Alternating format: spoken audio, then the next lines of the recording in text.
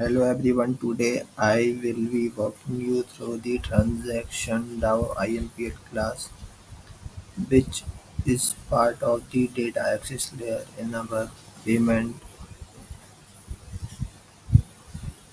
processing service. This class is responsible for performing a direct database operation related to transactions using Spring's name parameter JDBC template. Let me begin with the package declaration. Package com.hulk higher tag payments.dao.interfaces.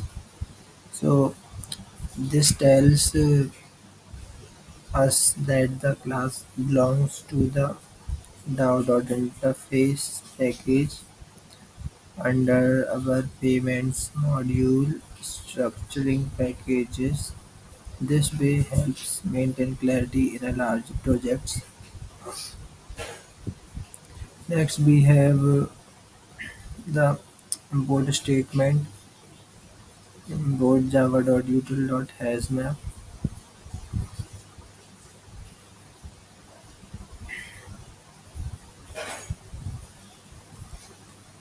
Okay, let me highlight a few of these and now coming in the class mm, declaration. So this is our class declaration and here some annotation we have used at the rate repository at the rate slf4j at the rate required args constructor. So and our class name is transactional DAO and it's the implementation of transaction DAO interface. Okay, so at the rate repository marks this class as a DAO component, so Spring can handle it as a bean and SLF 4J enables logging without writing boilerplate code and the required args constructor injects dependencies using constructor injection for any final fields and this class implements the transactional DAO interface which ensures we follow the program to interface principle, improving the testability and flexibility. And inside this class, we have fields like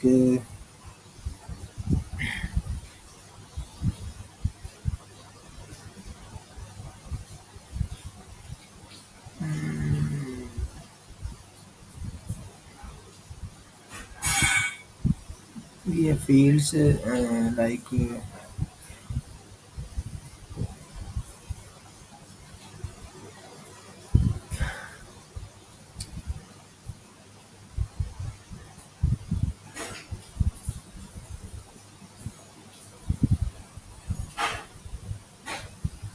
available to find. So let now go through the three core methods in this class. So so the so create transaction. This is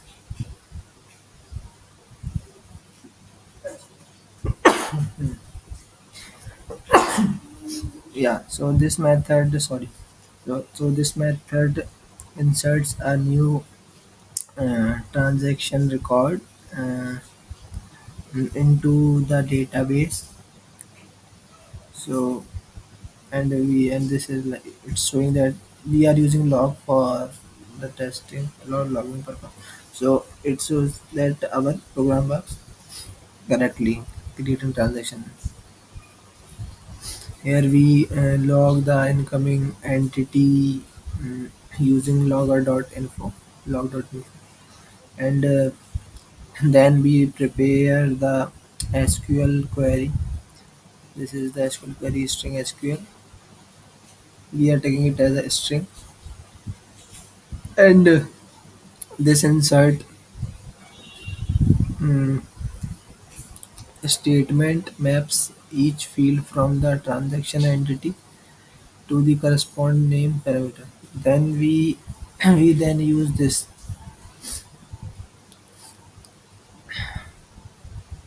bean property SQL parameter source, and we so this helps bind entity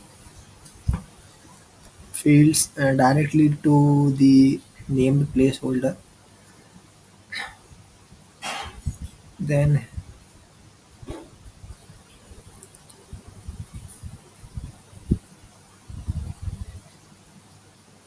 then we run the query like int rows effect. By using this we can run that, and also log the number of rows affected, and finally return mm, rows affected equal 1.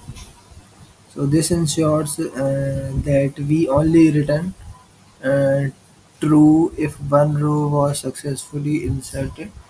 This method is important for saving new transaction records and is used when a payment is initiated.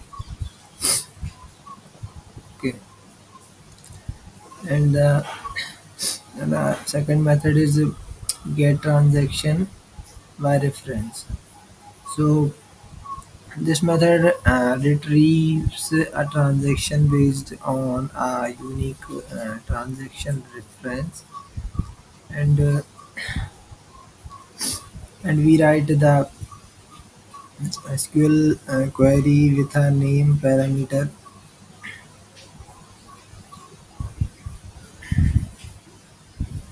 txn reference. Then we prepare the parameter using a map, and we use this, and this uses bean property row mapper. This is bean property row mapper, and to map the result to a transaction entity object automatically.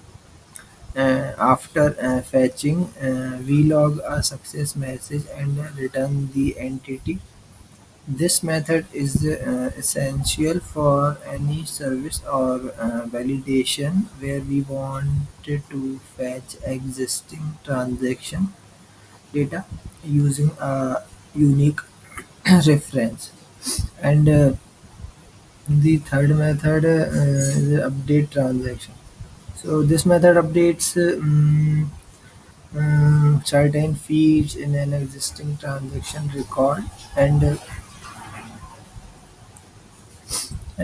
again we start by logging important details, and the SQL query is is this, and this query updates the transaction status, provider response, and error information. Mm, um, then we created a map for a map of parameters just like earlier, and and then finally we log the number of uh, rows, mm, number of rows updated, and return true only if at least one row was affected.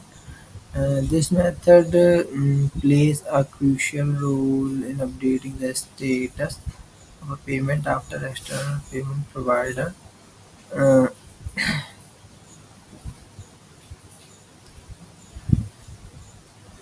so this class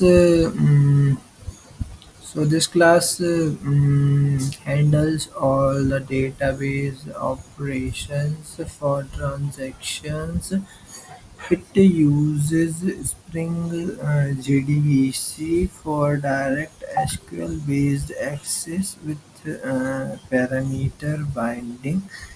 The three main operations create, read, wire frames, and update are clearly defined and well structured. Logging is used for visibility, and the code is clean, testable, and align well with layered architecture best practices. Thank you.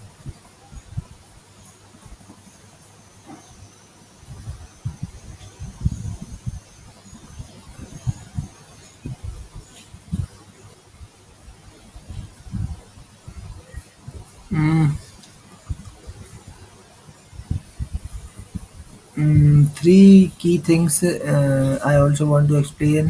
Three things we have understood today. First is the role and importance of DAO in Spring application. I understood how the DAO layer is crucial in separating business logic from database access logic. It acts as a bridge between the service layer and the database, ensuring clean architecture.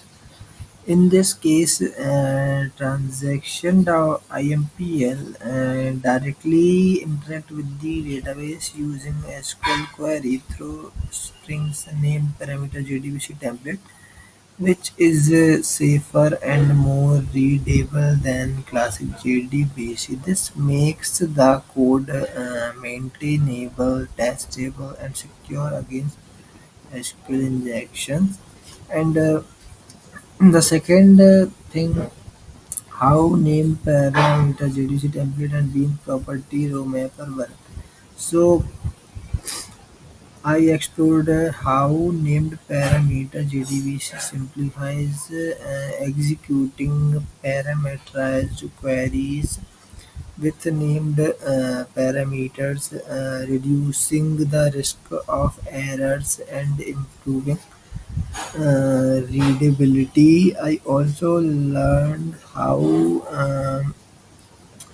bean property row mapper automatically maps result set column to Java object fields using reflection, avoiding manual mapping, and reducing boilerplate code.